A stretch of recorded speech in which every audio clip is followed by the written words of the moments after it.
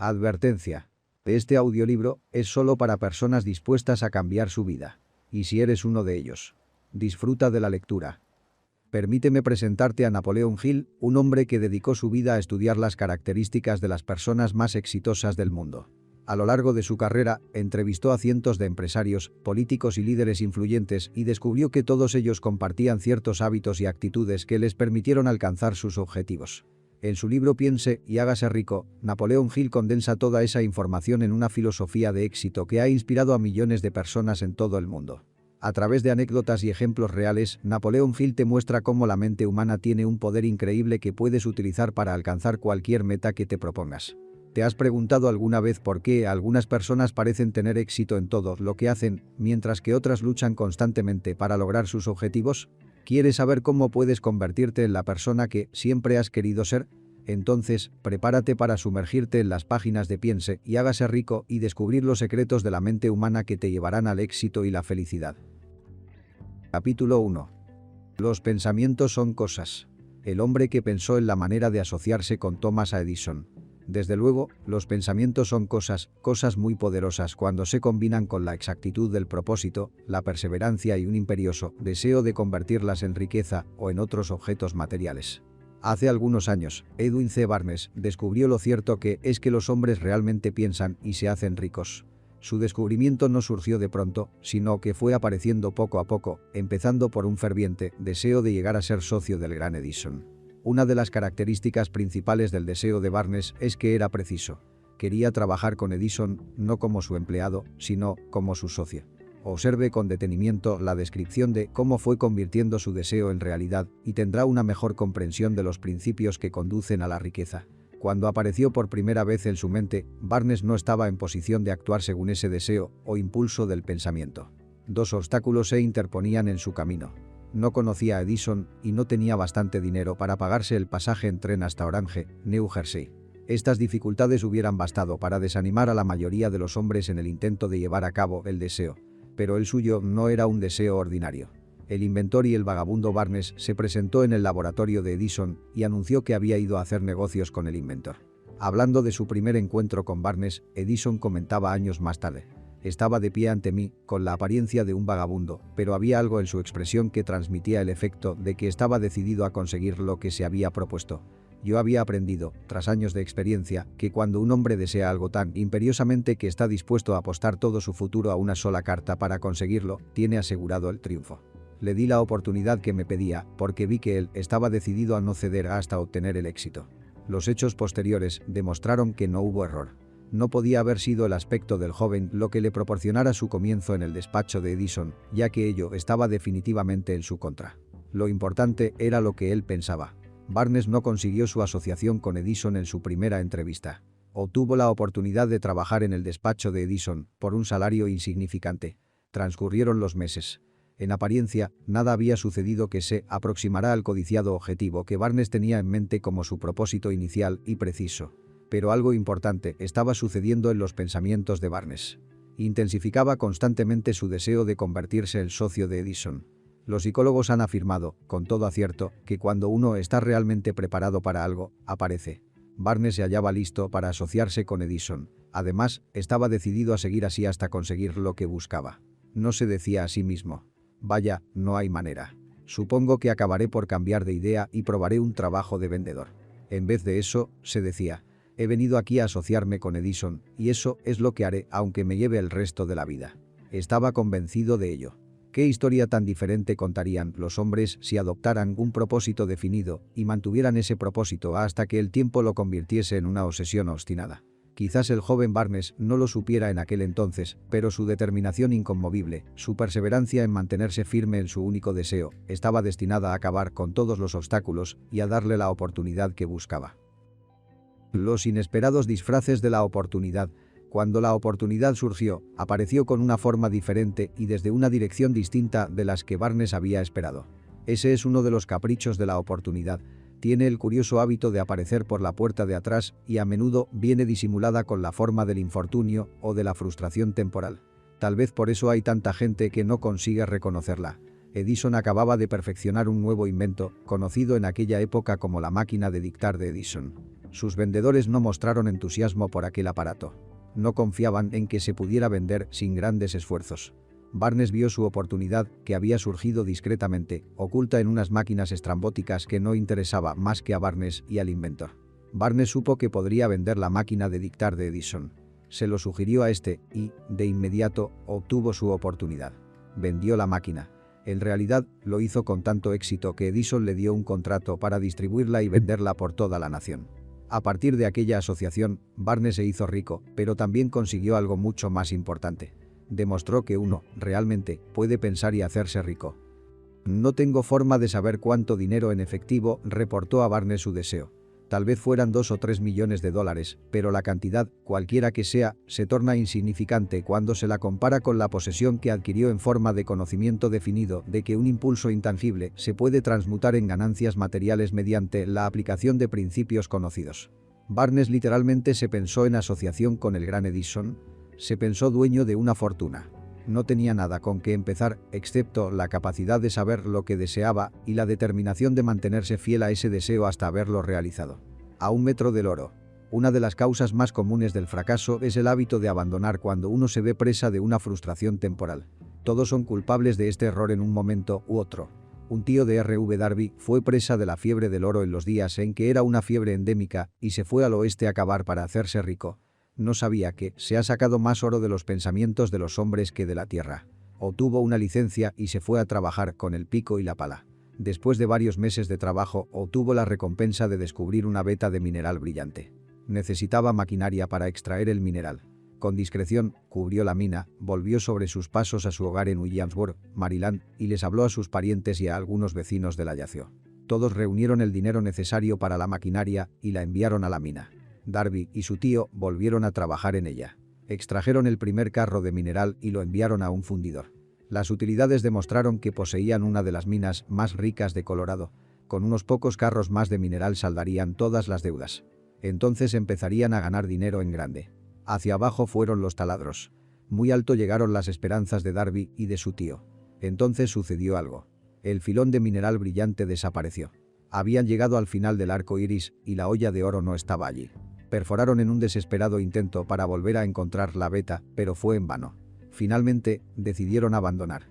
Vendieron la maquinaria a un chatarrero por unos pocos centenares de dólares y tomaron el tren de vuelta a casa. El chatarrero llamó a un ingeniero de minas para que mirara la mina e hiciera una prospección. El ingeniero le informó de que el proyecto había fracasado porque los dueños no estaban familiarizados con las vetas falsas.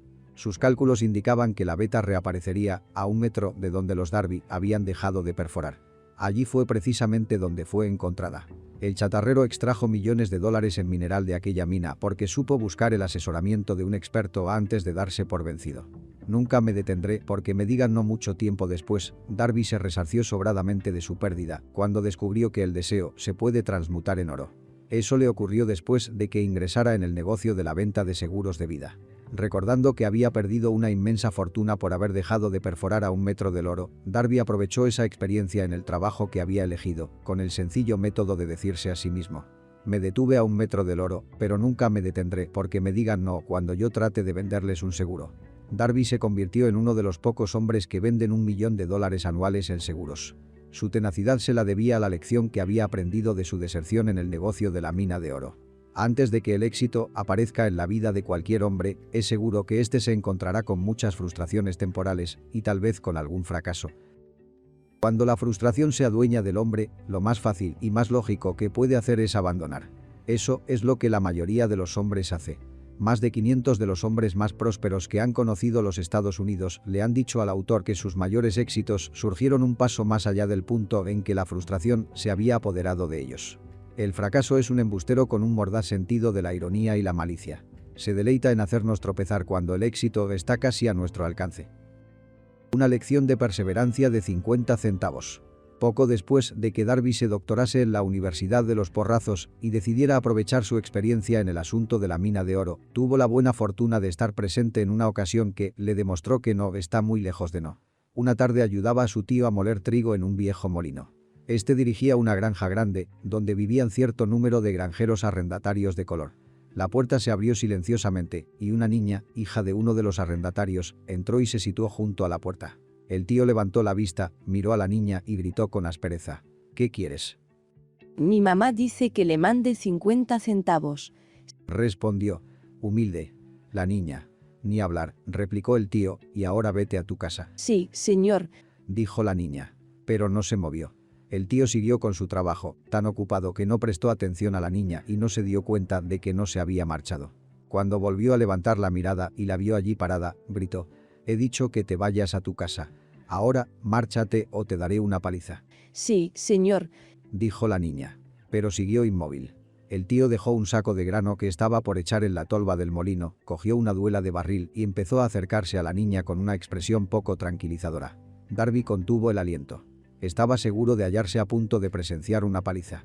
Sabía que su tío tenía un temperamento terrible. Cuando su tío llegó donde estaba la niña, ella dio un rápido paso al frente, le miró a los ojos y gritó con todas sus fuerzas. Mi mamá necesita esos 50 centavos. El tío se detuvo, la miró unos instantes y luego dejó lentamente la duela de barril a un lado, se metió la mano en el bolsillo, sacó $medio y se lo dio a la niña. Ella cogió el dinero y se encaminó despacio hacia la puerta, sin quitar los ojos del hombre al que acababa de vencer. Después de que la niña se hubo marchado, el tío se sentó en una caja y permaneció mirando por la ventana durante más de 10 minutos. Estaba reflexionando, sorprendido, sobre la derrota que acababa de sufrir. Darby también se hallaba pensativo. Esa era la primera vez en su vida que había visto a una criatura de color dominar a un blanco adulto. ¿Cómo lo había hecho? ¿Qué le había ocurrido a su tío para que perdiera su ferocidad y se volviera tan dócil como un cordero? ¿Qué extraño poder había empleado esa niña para hacerse dueña de la situación? Estas y otras preguntas similares destellaban en la mente de Darby, pero no halló las respuestas hasta muchos años después, cuando me relató la historia. Curiosamente, el relato de esa inusual experiencia la escuché en el viejo molino, el mismo sitio donde su tío recibió esa lección. El extraño poder de una niña. En aquel viejo molino polvoriento, el señor Darby me relató la historia del extraño triunfo y terminó preguntándome. ¿Cómo entiende esto? ¿Qué extraño poder tenía esa niña para dominar por completo a mi tío? La respuesta a esa pregunta la encontrará en los principios que se describen en este libro. La respuesta es categórica y completa. Contiene detalles e instrucciones suficientes para que cualquiera comprenda y aplique la misma fuerza con la que ella se encontró de forma accidental. Manténgase alerta y observará el extraño poder que acudió en ayuda de la niña. Tendrá un atisbo de ese poder en el próximo capítulo. En alguna parte del libro encontrará una idea que aguzará sus poderes receptivos y pondrá a su alcance, para su propio beneficio, ese mismo poder irresistible. La comprensión de él puede aparecer ante usted en el primer capítulo o tal vez surja en su conciencia más adelante. Puede presentarse en forma de una sola idea. O quizá la encuentre en la naturaleza de un plan o en un propósito. Una vez más, puede hacerle volver sobre sus pasadas experiencias de frustración o de fracaso, para aportar alguna lección mediante la cual usted recupere todo lo que había perdido en su fracaso. Después de haberle explicado al señor Darby el poder que la niña de color había empleado quizá sin saberlo, él repasó enseguida sus 30 años de experiencia en la venta de seguros de vida y estuvo francamente de acuerdo en que su éxito en ese campo se debía, en gran parte, a la lección que había aprendido de la pequeña. El señor Darby señaló. Cada vez que un posible comprador trataba de deshacerse de mí, sin hacerse el seguro, yo visualizaba a la niña, parada en el viejo molino, con sus ojazos desafiantes, y me decía a mí mismo: tengo que conseguir esta venta. La mejor parte de las ventas que he hecho han sido a gente que me había dicho no. El señor Darby también recordó su error al haberse detenido a un metro escaso del oro. Pero esa experiencia fue una bendición encubierta. Me enseñó a seguir insistiendo sin que importasen las dificultades y fue una lección que necesité aprender antes de poder tener éxito en cualquier campo. Esta historia del señor Darby y de su tío, de la niña y de la mina de oro, sin duda la leerán centenares de hombres que se ganan la vida vendiendo seguros de vida, y el autor desea ofrecer a todos ellos la sugerencia de que Darby le debe a esas dos experiencias su capacidad para vender más de $1 millón anuales en seguros de vida. Las experiencias del señor Darby fueron bastante comunes y triviales y, sin embargo, contienen la respuesta de su destino en la vida. Por lo tanto, fueron tan importantes para él como su propia vida. Sacó provecho de ellas porque las analizó y supo ver lo que le enseñaban. Pero, ¿qué hay del hombre que no tiene el tiempo ni la inclinación para estudiar el fracaso en busca del conocimiento que pueda conducirlo al éxito? ¿Dónde y cómo va a aprender el arte de convertir los fallos en escalones hacia la oportunidad? Para responder a esas preguntas se ha escrito este libro. Todo lo que usted necesita es una buena idea. La respuesta se expone en una descripción de 13 principios, pero recuerde, a medida que vaya leyendo, que la respuesta que quizás usted está buscando a las preguntas que le han hecho reflexionar en los misterios de la vida, puede encontrarla en usted mismo, a través de alguna idea, plan o propósito que tal vez surja en su cerebro durante la lectura. Una buena idea es todo lo que se necesita para alcanzar el éxito. Los principios descritos en este libro contienen medios y maneras de crear ideas útiles. Antes de seguir adelante con nuestro enfoque para describir esos principios, creemos que merece la pena recibir esta importante sugerencia. Cuando las riquezas empiezan a aparecer, lo hacen con tanta rapidez y en tal abundancia que uno se pregunta dónde habían estado escondidas durante todos esos años de necesidad.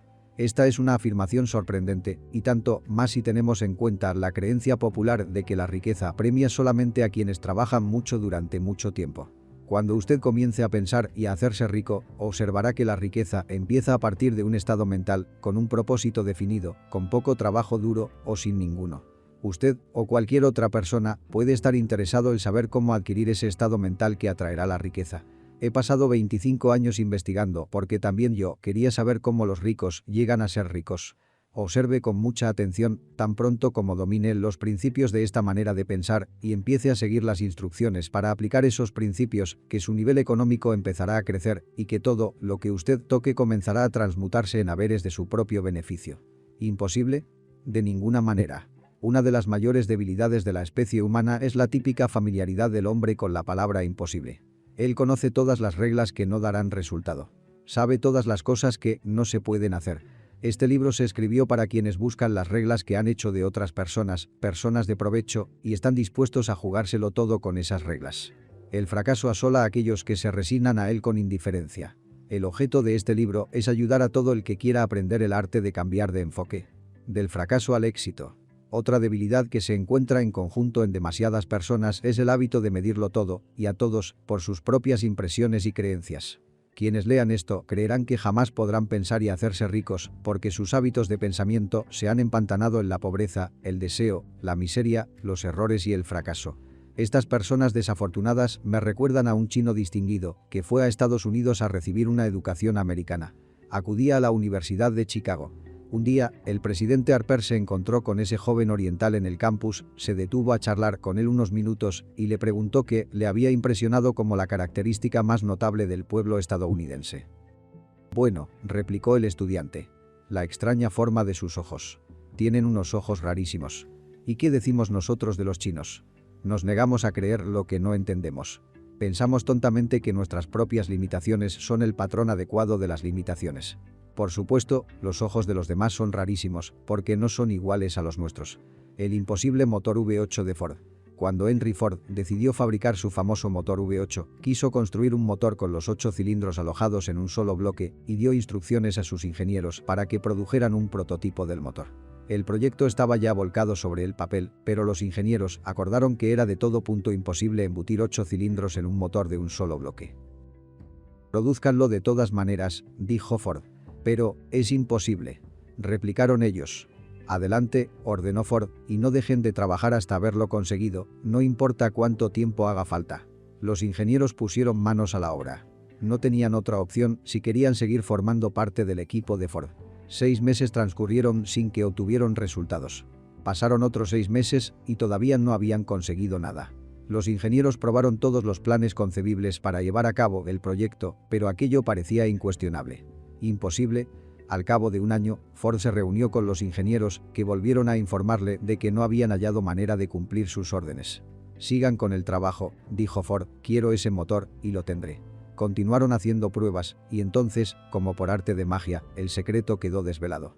La determinación de Ford había ganado una vez más. Quizás esta historia no esté descrita con precisión de detalles, pero las circunstancias y el resultado son los correctos. Deduzca de ella, usted que desea pensar y hacerse rico, el secreto de los millones de Ford, si puede. No tendrá que buscar muy lejos. Henry Ford tuvo éxito porque comprendió y aplicó los principios del éxito. Uno de ellos es el deseo, saber lo que uno quiere. Recuerde esta historia de Ford mientras lee y señale las líneas en que se describe el secreto de su extraordinaria proeza.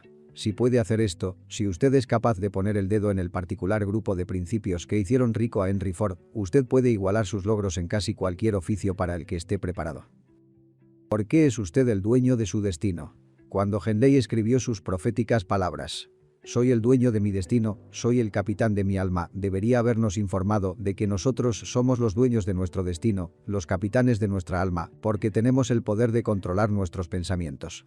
Debería habernos dicho que nuestro cerebro se magnetiza con los pensamientos dominantes que llevamos en la mente y que, por mecanismos que nadie conoce bien, estos imanes atraen hacia nosotros las fuerzas, las personas, las circunstancias de la vida que armonizan con la naturaleza de nuestros pensamientos dominantes.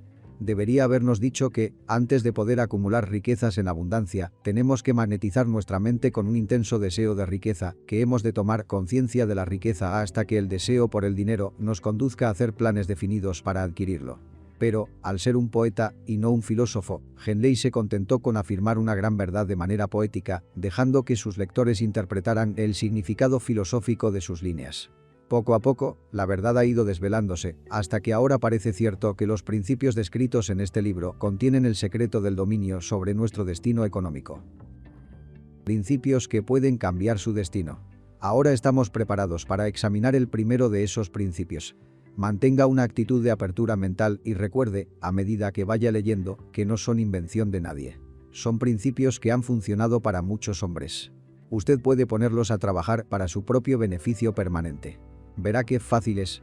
Hace algunos años, pronuncié el discurso de la entrega de diplomas en el Salem College, en Salem, Virginia Occidental. Acentué el principio descrito en el próximo capítulo con tal intensidad que uno de los miembros de la clase que obtendría el diploma se lo apropió y lo convirtió en parte de su forma de ver la vida. Ese joven llegó a ser miembro del Congreso y un personaje importante en la administración de Franklin D. Roosevelt. Me escribió una carta en la que presenta con tanta claridad su opinión sobre el principio que trataremos en el próximo capítulo, que he decidido publicarla como introducción a dicho capítulo. Le dará una idea a usted de los beneficios que le esperan. Estimado Napoleón, dado que mi servicio como miembro del Congreso me ha proporcionado cierta comprensión de los problemas de hombres y mujeres, le escribo para ofrecerle una sugerencia que puede ser útil a millares de personas. En 1922, usted pronunció un discurso en la entrega de diplomas en el Salem College, cuando yo era miembro de la clase que los recibiría. En aquel discurso, usted plantó en mi mente una idea a la que debo la oportunidad que ahora tengo de servir a la gente de mi estado y que será responsable, en gran medida, de cualquier éxito que yo pueda alcanzar en el futuro. Recuerdo, como si hubiese sido ayer, la maravillosa descripción que usted hizo del método por el que Henry Ford, con muy pocos estudios, sin $1, sin amigos influyentes, llegó tan alto. Entonces resolví, incluso antes de que usted hubiera acabado su discurso, que me haría un lugar en la vida, sin que importara cuántas dificultades tuviera que afrontar. Millares de jóvenes terminarán sus estudios universitarios este año y los años venideros. Cada uno de ellos estará buscando un mensaje tan alentador como el que yo recibí de usted. Querrán saber a dónde acudir, qué hacer, cómo empezar en la vida. Usted puede decírselo, porque ha ayudado a resolver los problemas de mucha gente. En Estados Unidos hay en la actualidad miles de jóvenes que quisieran saber cómo convertir sus ideas en dinero, gente que debe empezar desde abajo, sin dinero, y amortizar sus pérdidas. Si alguien puede ayudarles, es usted. Si publica el libro, me gustaría tener el primer ejemplar que salga de la imprenta, autografiado por usted. Con mis mejores deseos, créame, cordialmente suyo. Jennings Randolph. 35 años después de haber leído aquel discurso, fue un placer para mí regresar al Salem College en 1957 para hacer el discurso de la entrega de diplomas. En aquel entonces recibí el título de doctor honorario de literatura del Salem College. Desde aquella ocasión, en 1922, he visto prosperar a Jennings Randolph hasta llegar a ser ejecutivo de una de las más importantes líneas aéreas de la nación, un orador muy inspirado y senador de Estados Unidos por Virginia Occidental. Todo aquello que la mente humana pueda concebir y creer se puede alcanzar.